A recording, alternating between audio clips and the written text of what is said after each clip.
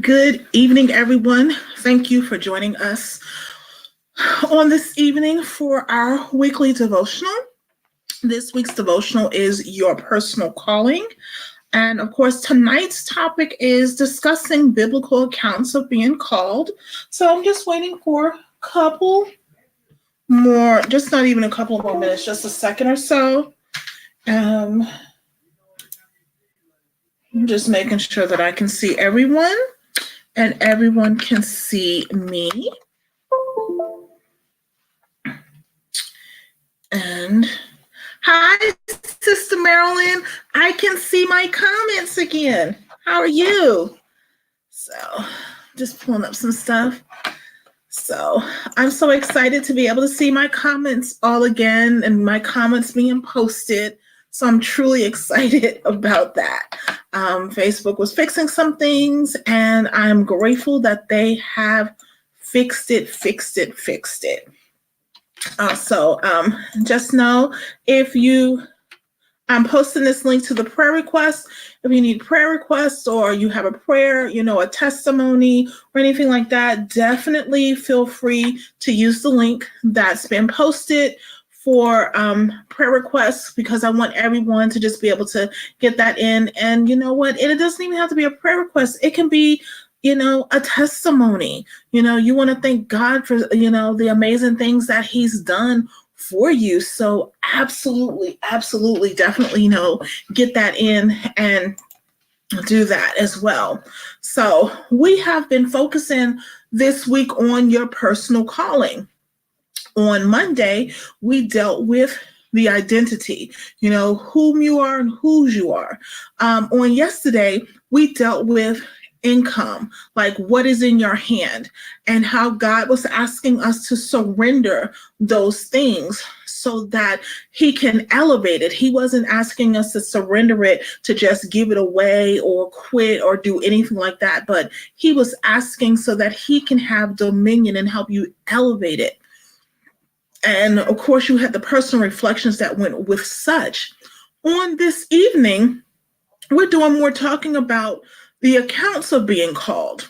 And this will be a part of the assignment on this evening. There are several different verses on several different people that we all know within the Bible that have been called. You have Joseph, you have Moses, Nehemiah, Jonah, Esther, and Jesus, just to name a few. And so you will be reading those scriptures, and I'll probably read a couple of them this evening. I may share a couple on screen to do that. We're going to be also, the primary focus scripture will be Isaiah 6 and 8. And it reads, I heard the voice of the Lord saying, whom shall I send, and who will go for us? Then I said, here I am, send me. After you read some of tonight's passages, we have Genesis 37, 36, Exodus 2 and 4, Nehemiah, 1 and 3, Esther 2 and 15, Jonah 1 through 4, and Luke 1 through and 15. And I may pull a couple of them up on the screen. What these scriptures actually will show you is how God communicates and often uses other people to communicate with us about the call that he's given us. So sometimes it's not always, a direct thing. He will do it indirectly, because that person can be instrumental in leading us to the things that we have to do. And sometimes we may take it better from that other person. Sometimes we haven't, built and got to that point where, God talks to us directly, and sometimes we can get startled. Sometimes it takes that extra person to almost like an intermediary, and he uses them often. And when you read through some of these scriptures, you will see that he used them often. Events or circumstances are used to guide us in the discovery of our purpose. And when we say, events and circumstances, for me, it was like, having that break moment where I knew that I can only depend on him and that I really needed to seek him and to do the things that was necessary. Well, and doing the things that was necessary, that meant counseling, that meant facing the fears that I've had for oh so many years. That meant just, instead of looking at my situation as a hindrance, looking at it as the foundation in which he was giving me so that I can excel greater in my call. Our preparation may guide us towards our designated purpose or at a particular time. Timing can definitely include like a combination of several factors, coming together for the fulfillment of God's purpose. Like, for example, like he uses people. God used Mordecai to communicate his call to Esther. And that is in Esther 2:15. Let me see if I have that. And what I'm going to do is I'm going to actually screen share the scriptures today. Ooh, yes, I am. I'm going to screen share. And tell me if you can really see them good. So what I'm going to have to do is take this off. Great. And let me know if you can see that really, really good. And so we're going to go to, it's going to be Esther, the 2nd chapter, the 5th verse, and I am definitely using the Amplified Bible version. And it said, there was a certain Jew in the citadel of Susa whose name was Mordecai, the son of Jair, the son of Shimei, the son of Kish, a Benjamite. Now, when we see that, basically Mordecai was used to let Esther know what her call was going to be, what her job was going to be when it came to getting to her people. Significant events. God used the burning bush to get Moses' attention. You think of those types of things that he will do. Preparation. Joseph's gifts were revealed after months of imprisonment. And if we, definitely know of Joseph, Joseph was the one whose brothers sold him into slavery.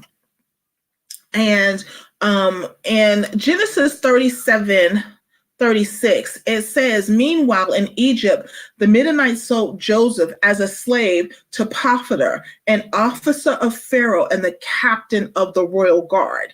As you would know, this will be the point in which, Joseph begins his descent. Joseph begins his preparation. It wasn't just overnight that he, got to that position. It was some time. It was some perseverance. It was some trials. It was some hurts. Because if you think about it, he felt like, what's going on? Why is this happening to me? Even though God had shown him that he had visions, and God had shown him that he was going to be over many, that he was going to be the light to others, he had to go through a process of preparation. He had to be able to take the good with the bad. He had to be able to be in the cut when necessary. So therefore, he couldn't just be like walk into being the head person in charge. He had to go through some training processes along with that. And then when we think about Nehemiah, Nehemiah prayed and fasted and reflected 4 months before communicating with the king about his calling. And sometimes what happened, we want to tell people immediately what God has told us about them or what God has for them. And sometimes he doesn't want us to do that. So let me just pull up Nehemiah 1:3. And Nehemiah 1:3 says, They said to me, the remnant there in the province who survived the captivity are in the great distress and reproach, and the wall of Jerusalem is broken down, and its fortified gates have been burned and destroyed by fire. Now, you think about it, Nehemiah had to pray and seek God and fast before he delivered that kind of information to the king. Like, you don't just, just dump things on it. You have to ask God how to particularly do it, before, you just do things. And so sometimes being called by God, it requires a lot of preparation. Now, let me also help you understand something. I want you to come out of the thought process that, God is going to come and force you or plead with you to walk in your call. You think about when, the Lord called the disciples, he did it without irresistible pressure from the outside. The quiet yet passive insistence of his follow me was spoken to men, whose every sense was receptive. If we allow the Holy Spirit to bring us to the face with God, we'll hear him, we'll hear the voice of the Lord, and perfect freedom will say, yes, send me. But it also, in hearing him, it requires also building that relationship with him. So are we called? Many of us definitely are called, but sometimes we fall into disobedience. Sometimes we will decide to do what we want to do, and as it happens. But we always have to kind of backtrack. We always have to kind of look and say, okay, where does God want me to be? What is he trying to tell me? And how do I need to move? If he's telling me to sit still until certain things happen, that's what I have to do.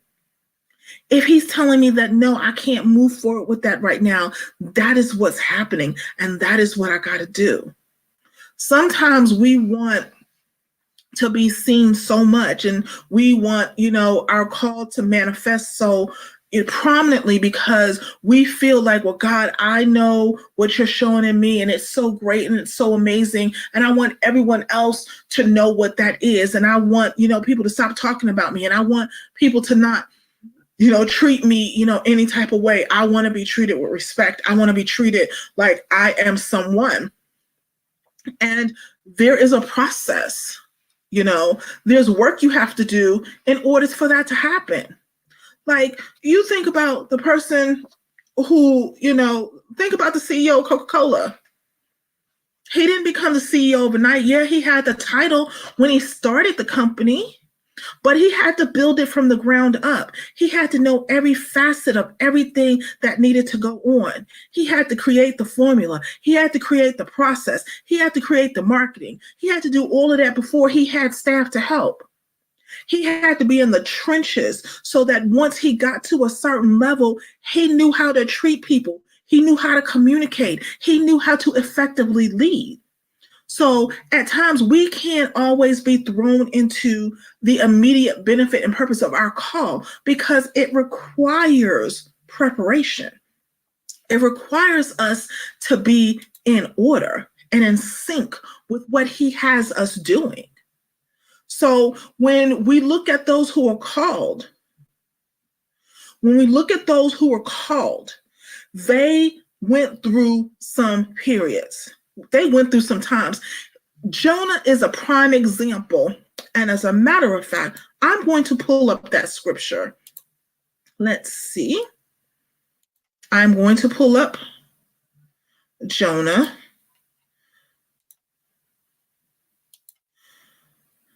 Okay, Jonah, the first chapter, the first to the fourth verses.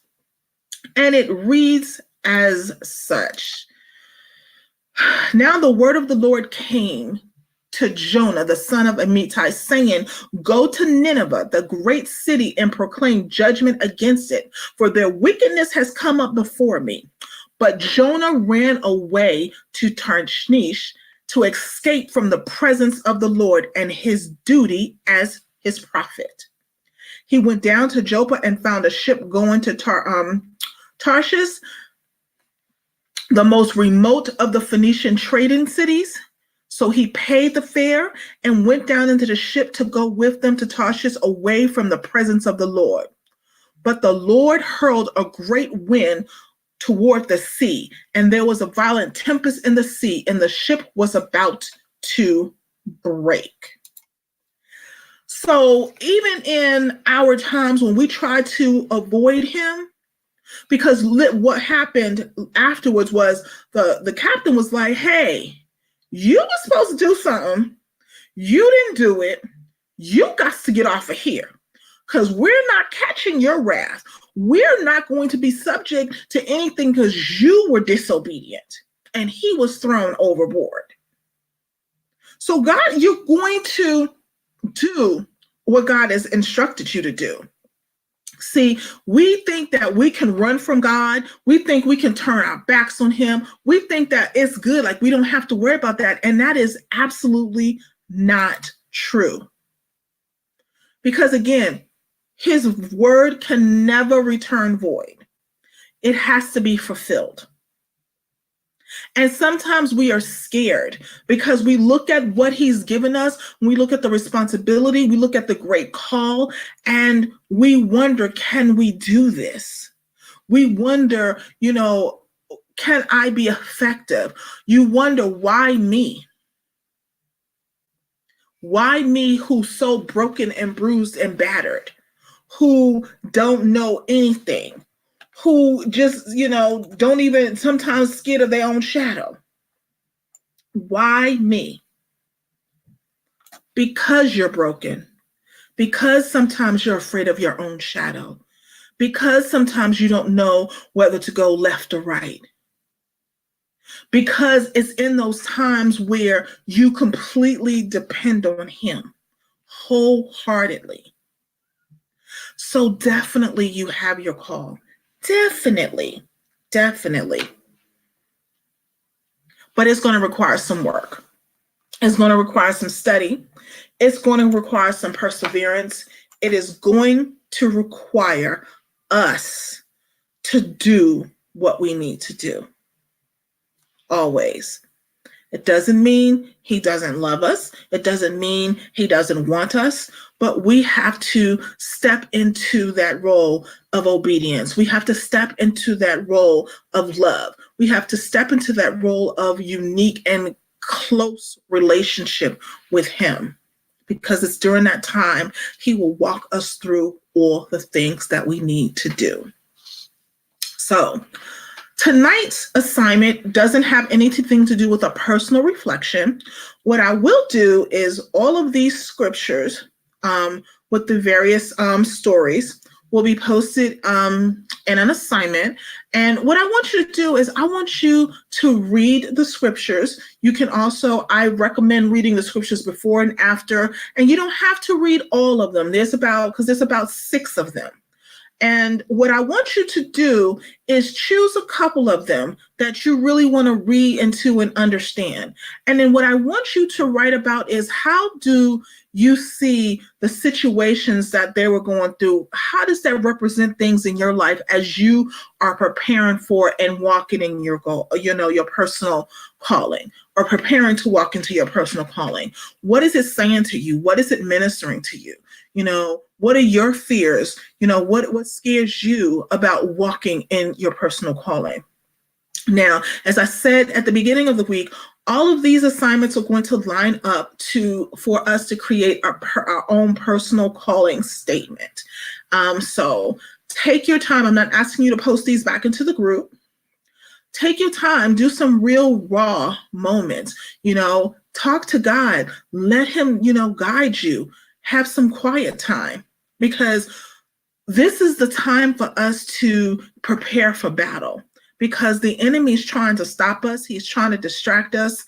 And this is where I say, if he should have took us out a long time ago, because now we know better and we're doing better and we want better and we know we deserve better.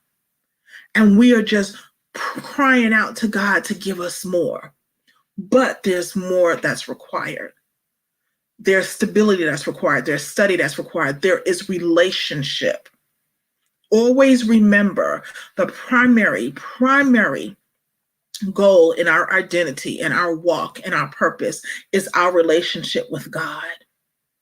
That is primary, because our relationship with God will dictate everything else. Our secondary, most primary goal is to walk in our gifts, our callings, our faith. And the third one is to definitely be in surrender what is in your hand when it comes to income, when it comes to your profession. And the thing is like, people's like, well, how does that work? Because if you're in that relationship with him, everything else will flow to what his will is. And therefore, you know, the desires of your heart can be given because it all lines up because you got that relationship with him. So it's all a circle. So know that everything is about relationship with God. It's all about him. It is all about him. So I want to thank you so much for joining us this evening for our devotional, Biblical Accounts of Being Called by God. I want you to know that tomorrow, which is Thursday, and we know every Thursday we will start at 8:15 p.m., so that it'll give me time. I normally do the show from 7 to 8, so it'll give me time to be able to come off of that and to be able to come back on with you and do the teaching. So we will be on tomorrow at 8:15 p.m. Don't forget that. Know that I love you. You know, I want you to be blessed. Also know that there is the link in for prayer requests, testimonies, whatever it is. Come, you know, we are looking and seeking for you in prayer. We want you the best for you. And always know that myself and Minister Peterson is always staying in prayer for you for the things that you would need. So you can either share those things, you can share your testimonies, you can remain anonymous, and that's absolutely fine. But know that we want to stay with you in prayer. Okay, so again, we'll be back tomorrow at 8:15 at the same location.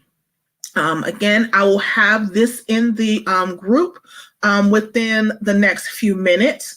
Also, if you're not a part of the group on Facebook, search us on Facebook at YVDailyDevotionals.com. You will see that at the end of the in-screen credits. Come on and join us. That is where a lot of the content is, the bonus content, all of the resources there. So come definitely and join us in there. Love you much. Be blessed. I will see y'all tomorrow at 8:15. Have a wonderfully blessed evening. Love you much.